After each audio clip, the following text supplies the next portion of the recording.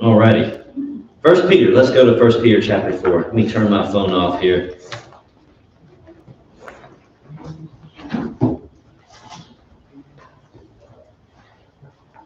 Hope everyone's had a good week. A little cooler than last week, I think, but still pretty roasting out there. Okie dokie. We ended up, well, we didn't really, we talked about like a half a verse last time. That's all right. We're in verse number 12. Beloved, do not think it strange concerning the fiery trial, which is to try you as though some strange thing happened to you. We talked a lot about that. We talked a lot about other things. Now, this fiery trial, let me just finish on the fiery trial, and then we'll go to 13 for sure. It's not a fire that consumes you. He's not saying that you're about to go through a trial and, say your goodbyes. That's not what that kind of fire is. And we've talked about this before. He's actually mentioned this kind of fire, this purifying fire, in chapter 1, I think in verse number 7. Yeah, he says in chapter 1 and 7, he says that the genuineness of your faith, being much more precious than gold that perishes, and then the phrase, though it is tested by fire. Tested by fire, purified by fire, that's the same fiery trial right here. The Greek, from what I understand, the Greek word for fire, it literally means smelting. And of course, that's you're smelting metal, you're purifying it, and we get the idea.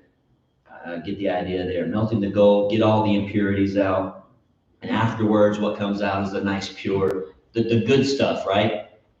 And you probably heard this, metaphor or analogy over and over again, where that's the Christian. We go through the purifying heat of life, and then we come out on the other side that much stronger, that much better, that much pure. So there's good, and I guess it's worth repeating, don't you think? Because it is a hard thing to swallow, maybe, that there is good that comes from our trials in life. And that's I think anyways, I don't know, but I guess you guys think the same way. I mean, that's a hard truth to wrap your brain around, especially when you're in the middle of it, Like, it's easy for us to say, when everything's kind of good, like, oh, yeah. Well, that makes sense, We get the metal and the purifying comparison there, and like, yeah, that's good. But then we actually go through it, and we're like, no, this is not fun. I don't like this. When this is going to get over? Is the Bible? Has God been lying to me? Where is He? And all. This is why we prepare ourselves now for those kinds of things, right? So we don't start doubting the Word. We don't start doubting God. We don't start doubting each other. And of course, James agrees.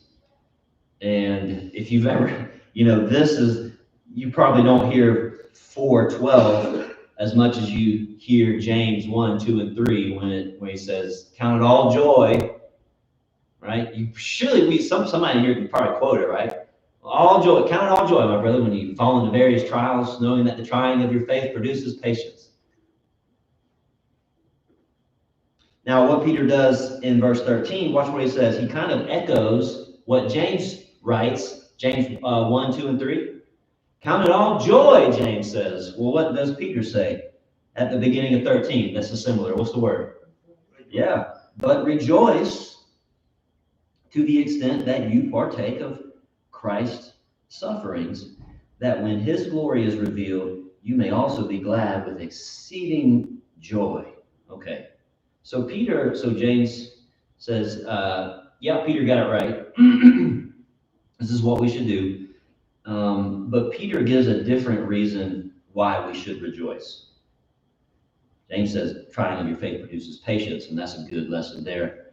Peter says, when we suffer because of our faith, we're actually, it looks like he's saying that we're following in the footsteps of Jesus, right? We're following in Jesus' footsteps, and no better footsteps to follow in.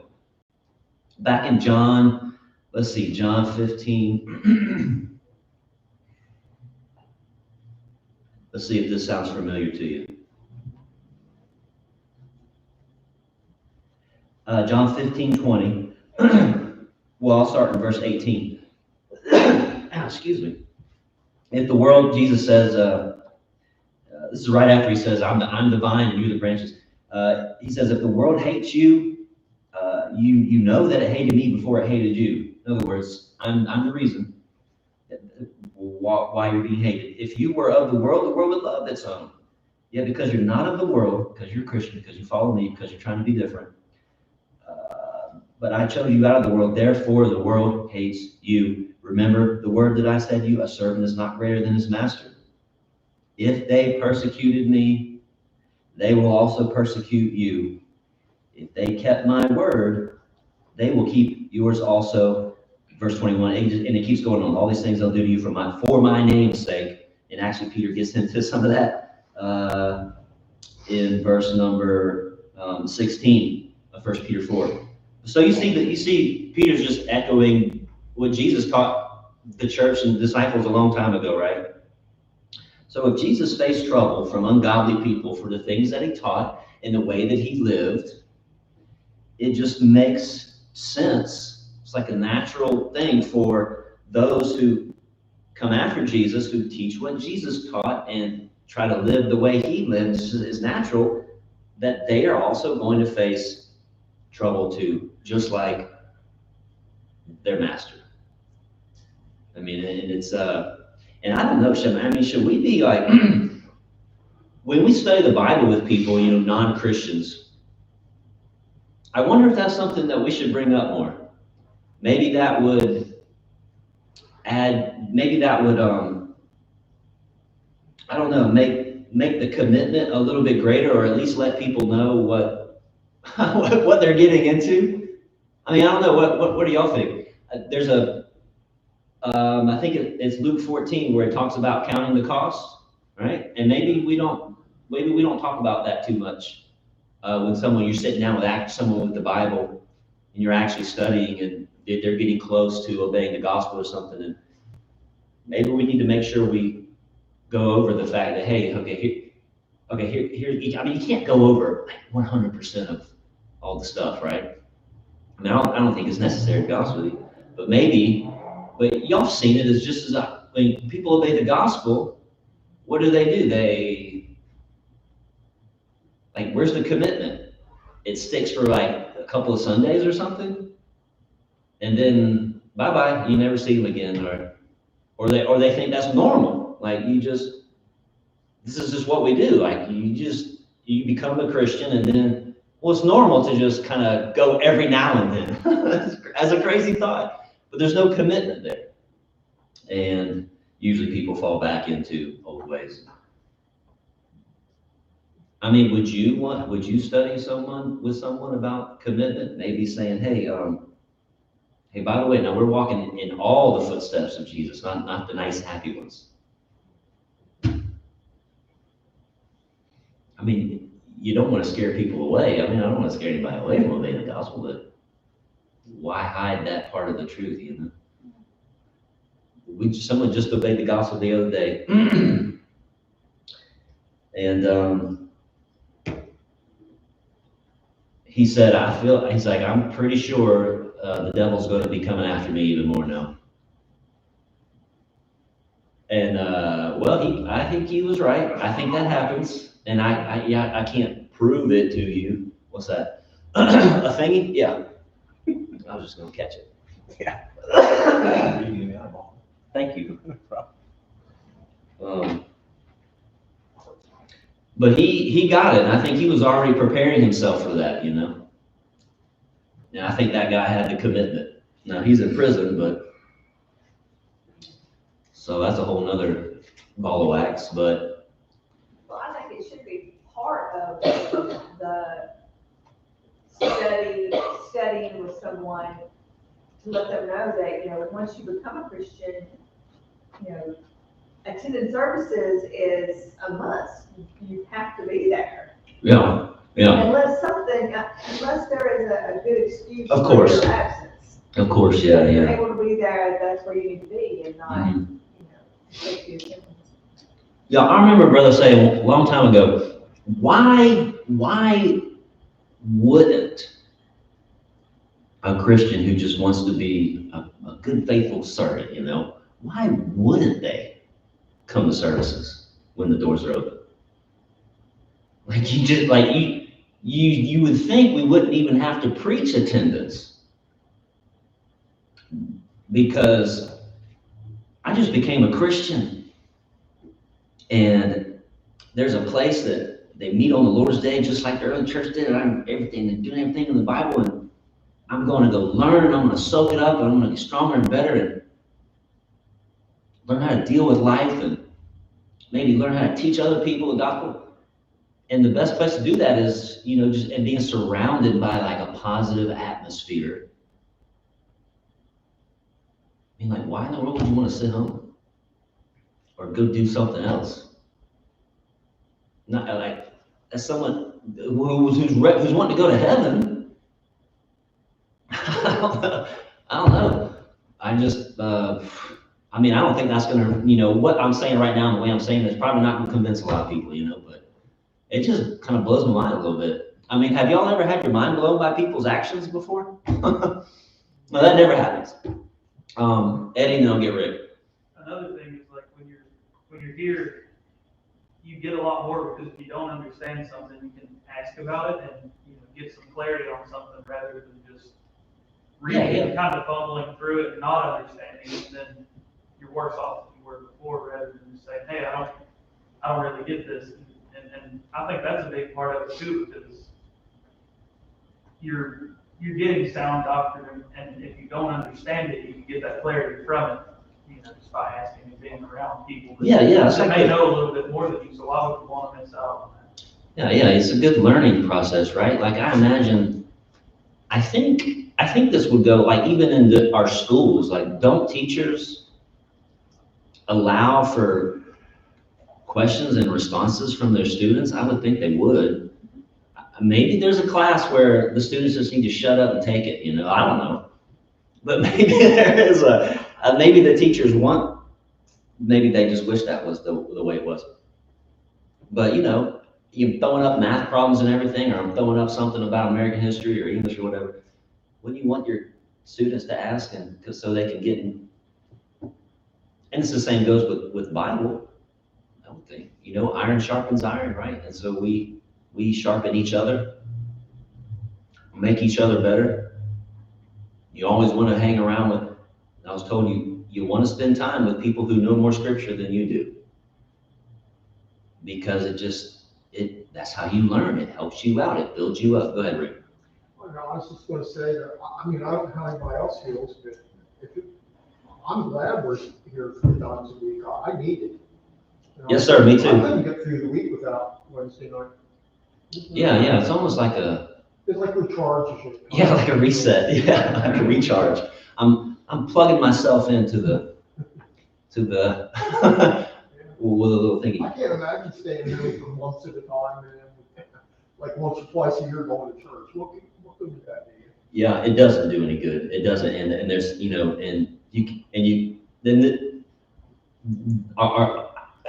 our shut-ins who want to be here so bad. That's that ought to make us think about our shut-ins more, because they would want to be here so bad, and they are kind of stuck, and they got the TV screen maybe, and they're probably thinking the same way, like, oh, this is nice that I get to watch it on TV every now and then, but boy, probably kind of miserable. Who else had it? I thought somebody else had something.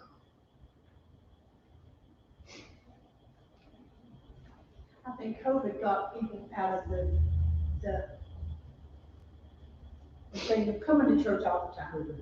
Oh, yeah. You know what I'm saying? And Oh, yeah. You could stay home and watch it on TV. Mm-hmm. I've had my little grandson. So one time we didn't want to go to church. He says, "Now let's just stay home and watch it on TV." Yeah. If we're sick, we can, but I said, if we're not sick, we have to go to church. Yeah. I got, yeah, I know.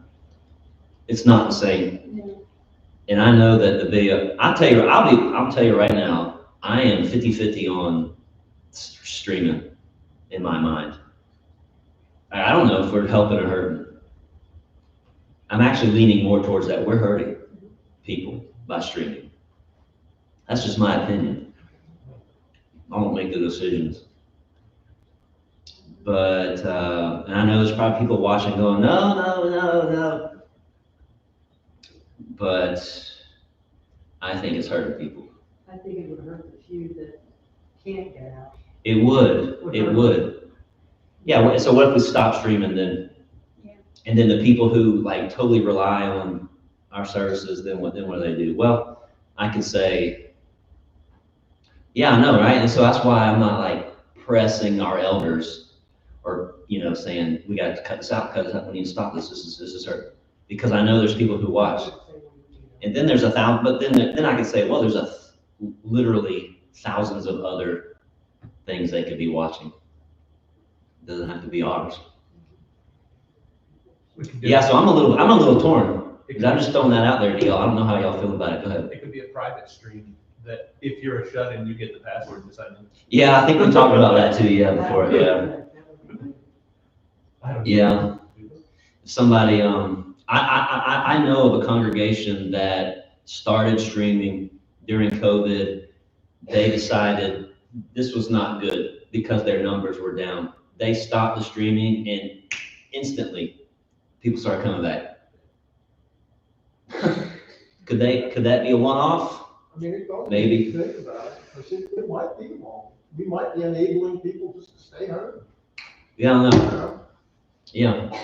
And wouldn't it be sad on the day of judgment to find out that was the only thing you made a mistake on? Well, hopefully God's grace is going to cover us. Yeah. Hopefully God's grace is going to cover us for when we're trying to do what's right, and you're not doing what's right yet. So thank God for His grace. But yeah, I don't know. Yeah.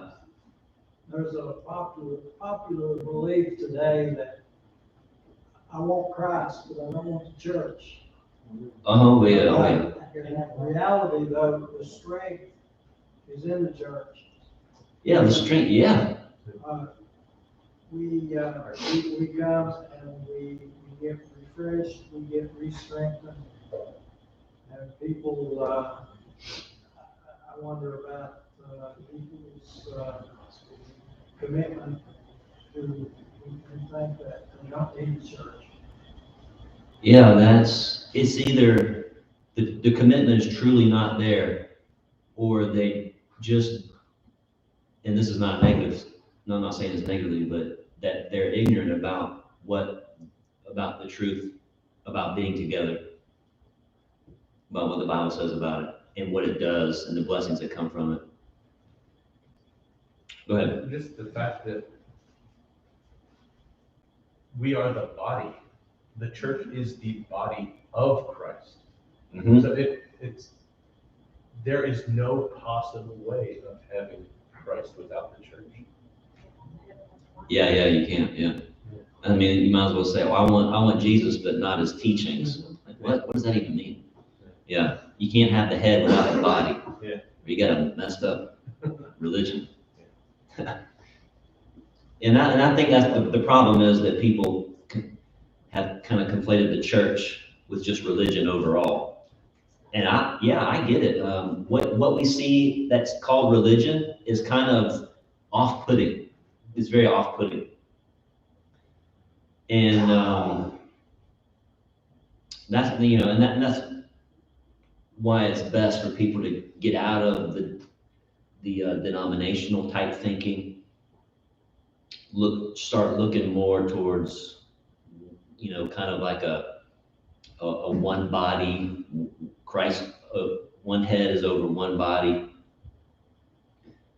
kind of mentality. So you can get out of that and thinking, well, yeah, I wouldn't want what people call religion nowadays either. I wouldn't want that.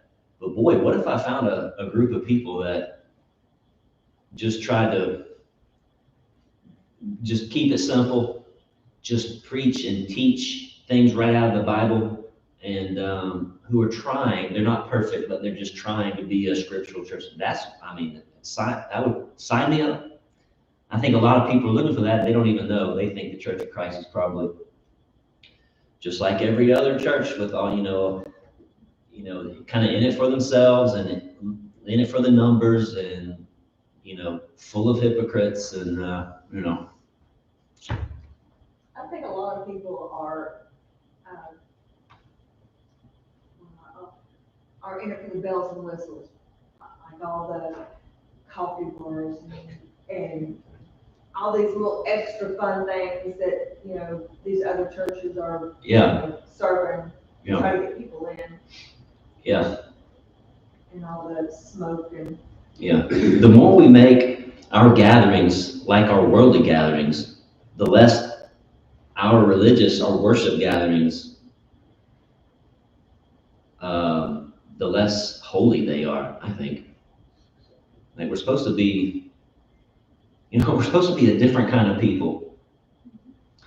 And then what we try to do is, well, people overall, maybe members of the church too, is try to make our meetings together just like going to the coffee house or sitting at home in the living room,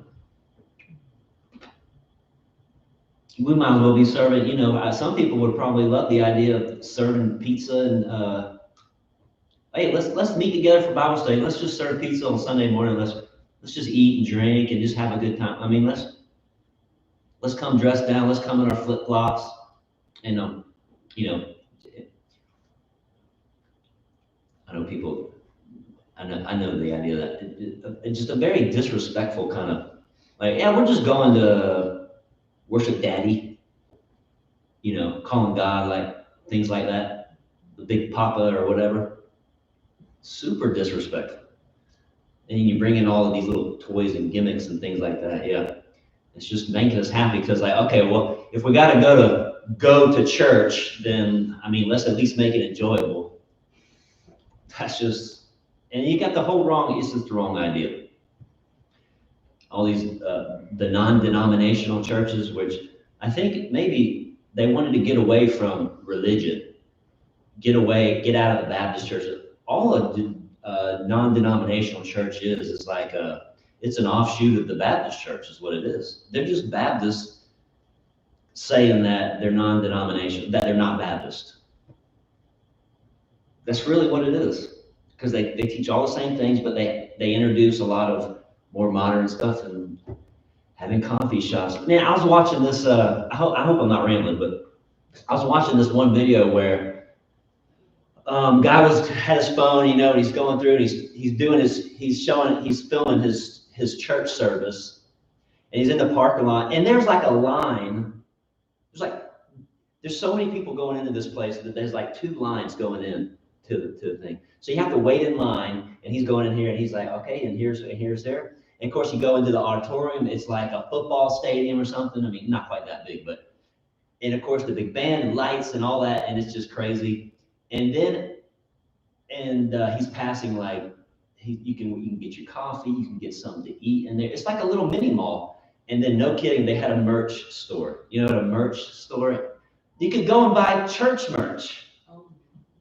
Where you go and he's like, check this out, and this is a way we can support the church and this and that. And you're buying like, it's like if we had a classroom that was full of hats and mugs and t-shirts and, little, I don't know, whatever you could make merch out, put merch and put the Church of Christ on it, It was like a mall, and all these people in there just shopping, and it was the weirdest thing. But that's the idea of church for most people. And it's like, well, if we don't have that, then what's the point in coming? Well, you're kind of missing the whole point. Any more comments? Don't just love when we get off on radicals. So Jesus said, if they persecute me, they're going to persecute you. And if he faced some things, suffering, then the people who follow Jesus are going to face suffering. And so and suffering comes to all people of all shapes and sizes and walks of life and colors and things like that. How we can be different, everyone's got to deal with it, but how we can be different from the world is by taking our troubles in stride, knowing that we serve a greater purpose, and there's, truly something better waiting for us, which is which is heaven. And Christians ought to be suffering with their heads held high. And yes, yes, that's tough, but we can do that. I mean, you're able to do it whether you believe it or not. We don't have to hang our heads and feel sorry for ourselves and just be miserable people as Christians, no matter what's going on. It doesn't have to be like that. We need merry hearts. Proverbs says, a merry heart does good like medicine. And a lot of people have taken that proverb to mean like laughter is a good medicine or something like that. I don't know what the saying is. But the actual proverb is, a merry heart doeth good like medicine, and a broken spirit dries the bones. So we need merry hearts no matter what's going on, and not broken spirits. Right?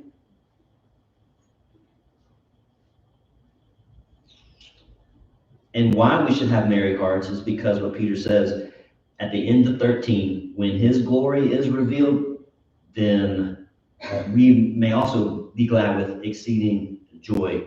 And that's the idea that Christians are eventually going to share in the glory of Jesus Christ. If you want to shorten it all down, let's talk about going to heaven. And that's something to be happy about. All right, any comments before 14? All right, 14, it says, if you are reproached for the name of Christ, blessed are you, for the Spirit of glory and of God rest upon you. On their part, those who do the reproaching, he is blasphemed, but on your part, he is glorified. So this is kind of like maybe Peter is kind of paraphrasing Matthew chapter 5 and Luke 6.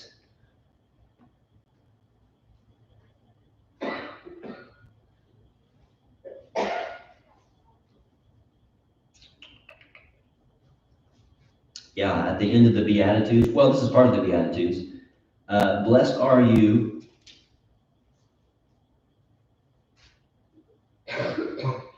Yeah, see? Peter gives a beatitude there.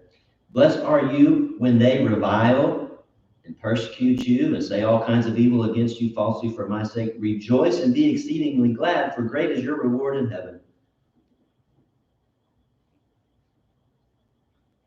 That kind of sounds like what Peter's saying, doesn't it? You probably don't read Luke's account of that same thing very much, so let's read that. Let's see what Luke says about it. Luke chapter 6 and 22, he words it's a little differently. Luke 6:22.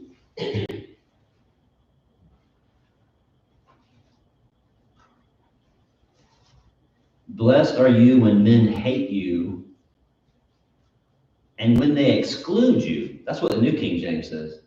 When they exclude you and revile you and cast out your name as evil for the Son of Man's sake. Rejoice in that day and leap for joy. Yeah, leap for joy. Leap for joy. That paints a little bit of a different picture. I mean, have you ever leaped for joy? Like ever? Have you ever been that happy where you like literally jumped off the ground? I don't know I can't remember a time I've been that happy. But you see how much emphasis is he's putting on there. I mean, have y'all leaped for joy before? Like literally? No? Yeah, no. I mean, I'd love to do it, be that happy to do it. But you see the emphasis there. So Peter's saying suffering for Christ's name is really a mark of faithfulness.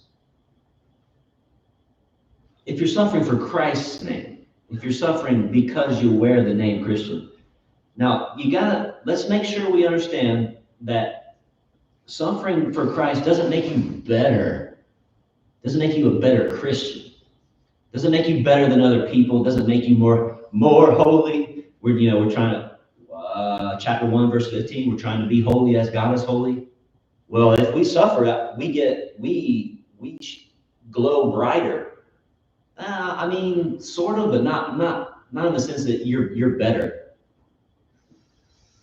You don't need suffering to be faithful. You don't need suffering to be faithful. But if you're faithful, at some point in life, you're going to suffer in some way, shape, form, or another. And we shouldn't let that scare us. Don't be scared of that. We got to kind of have like a, well, so be it then. But it's not going to stop me from pleasing God and going to heaven. Like, bring it on, world, kind of attitude. Like, what's wrong with that? And Peter says you're blessed. The King James says you're happy. Happy are you if you suffer for the name of Christ. It's a sign that God's with you, pretty much, because you wear the name Christian. The idea is that he says the spirit of glory and of God rests upon you. I think that's just another way of saying that God is with you. He's reminded that God is with you. God knows who his people are. He sees your suffering. No matter what it feels like, God has not left you. God knows who you are. And I would say that it makes sense that when a Christian is suffering for doing right, wouldn't that Christian need even more strength and more courage and more wisdom? You know, the more discernment to do and say and behave in the right way. Keep on doing what's right? Yeah, I think so. And so is God going to be sure to bless them with the things that they need to get through it? Yes. Yes. And then the last part of that verse, he says on their part, he's blasphemed. Your part, he's glorified. If you have a certain translation, you're not even going to see that part. You probably wonder what the world I'm reading. That little part doesn't appear in some manuscripts. You might even have a little footnote that says that or whatever. So it doesn't appear in some manuscripts, and those translations that use those manuscripts, they just leave that part out. And that's fine, it's not a big deal. It doesn't make what that says, what I'm reading, and what you might be reading in your Bible, it doesn't make it any less true because some manuscripts don't have it. Those who revile or bring reproach upon Christians, the idea is that they're actually doing it to Christ himself, to the person of Christ. And we can go back and see him in Acts 9 when he was telling Saul, why are you persecuting me? And he takes it personally. Matthew 25, in the judgment scene there, Christ takes things personal, right? So Peter says when a Christian patiently endures other people's insults and other people's harmful actions to them, and they do not retaliate in a worldly way, then they are glorifying God. You might not have do you ever go along in life and you're like, or just your day going on, and all of a sudden you realize, hey, I think I can glorify God right there. We probably not. Maybe you do, but you're probably not. We don't quite think that way. I think most people don't. I don't really, until it's after the fact, Like, oh, you know what? Maybe I should have said that or done this, and maybe that would have been better. And maybe I should have done that. But here's when someone's insulting me or treating me in some way, and I know it's because of what I'm standing for or what I believe or whatever, maybe I should be able to instantly recall, you know what? When I do not respond in the way that the world wants me to respond, or that person is expecting me to respond, I can know right then and there, even if it's just keeping my mouth shut and saying nothing, taking it, I'm glorifying God. And maybe we don't get those opportunities so often just to glorify God, whether it's suffering or not. And so we can make sure we take that opportunity, right? And yes, I would much rather glorify God in other ways that is not so hurtful to me. I will take those too, and I will look for those too. But I can know that this is true right here. Any comments on verse 14?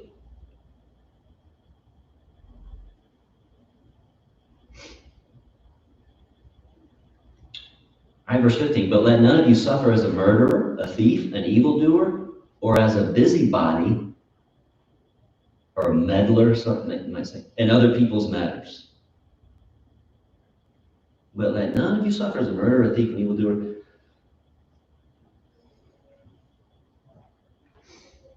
So this verse is kind of repeating Peter's concern throughout the letter that Christians so behave themselves to where they're not going to ever bring upon themselves a bad reputation or have anybody's accusations that are cast at them actually be true. Does that make sense?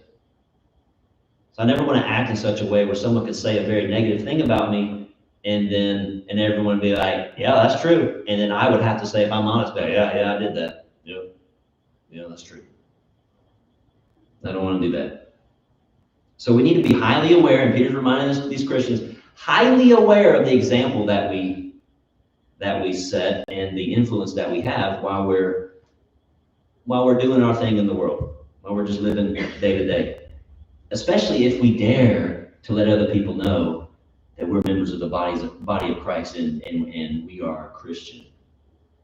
Because ultimately our bad examples hurt the church, and it hurts God's name in the eyes of other people. And we want to make sure we don't conflate any kind of suffering. So let's say I bet this is probably an example that has happened somewhere where a Christian is just kind of a rotten person. But they've obeyed the gospel and they call themselves a Christian. But like, man, he's kind of rotten. Kind of rotten person, kind of rotten attitude. And suffering comes their way, and they may think, oh, it's because I'm a Christian. But they don't think that it's probably coming because they're just a rotten person. they're doing things and acting ways and when they shouldn't be doing it. So we don't want to conflate our suffering, because suffering that may come our way because of our faithfulness, because of our Christian life, and suffering because we're just rotten people. That's a big difference. Can y'all see that? That's a big difference.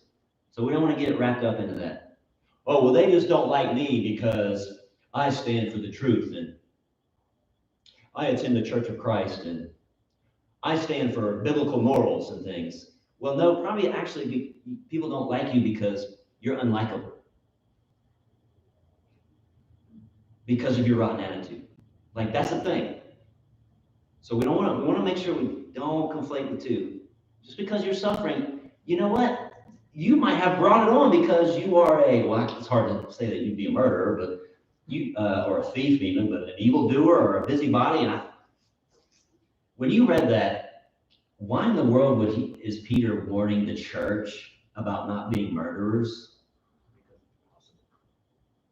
You think because it's possible? Because it's possible. Because we could actually get to a point where we actually murder. I guess it's true.